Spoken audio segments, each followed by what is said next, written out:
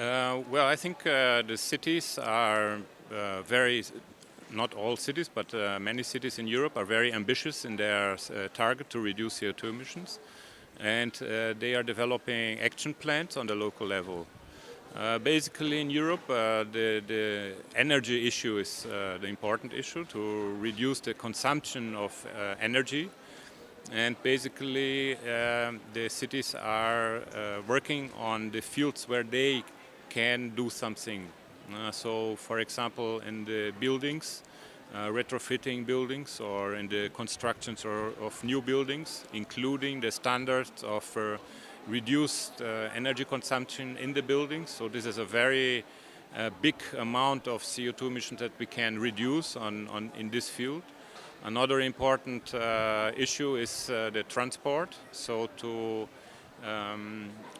work on the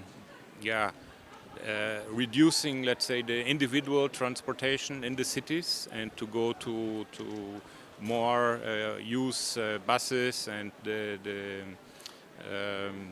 trams and the transport in the city, organizing it, but not only developing new elements or infrastructure, but also trying to sensitize and to inform the public about what they are doing and how they can contribute to other transportation and mobility ways. Okay, which cities in Europe have got it right? Well, we have 1,700 members in 24 different European countries. We have many cities that are doing a good job. Which ones? Give us some names. I mean, do you think London is doing a good job in terms of promoting cycling or air pollution? Are there any ones you can really pick out? Yeah, for example, we have in Barcelona. Barcelona is a very important member city. They are working a lot in the sense of reduce the consumption of fossil fuels, and to develop the renewable energy, solar power on the roofs for heating of the water. So this is a big issue, and they are also very in the forefront of in the mobility issue, to reduce as I said, the individual mobility. We have other cities in Germany like Freiburg, Tübingen that are also working for more than 20 years in this issue. They are developing campaigns, and also in the issue of the buildings, to retrofitting, to develop new standards. Well, we have buildings and houses that not only are consuming less energy, they are producing energy. So this is very important. So these are basically the fields, let's say, where they are working in.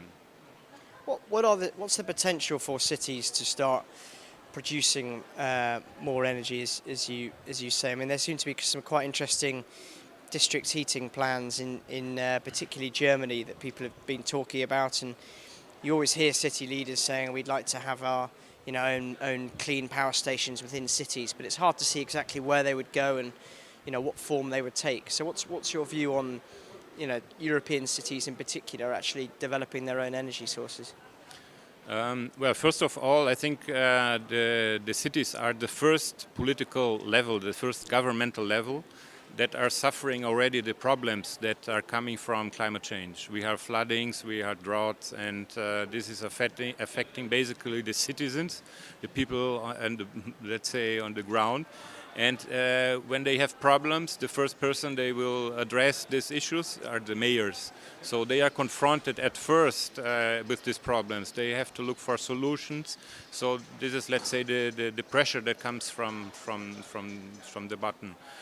But in Germany and in other European countries, we have a certain advantage that the cities, many cities, they have their own companies to produce energy. So this is a big advantage, because they can influence the politics and the strategy of these companies and how much energy, renewable energy they want to have. For example, the city of Munich, they have a known company for the production of energy and distribution, and they are investing very much in the renewable energies.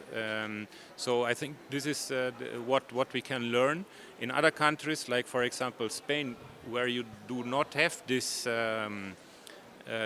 infrastructure as part of the municipalities, where you depend on big companies, where you have two or three only big energy companies that are providing energy. You don't have this influence in the politics and the strategies. And of course that these big companies would like to keep the structure like it is now, monopolized, and not to change that much.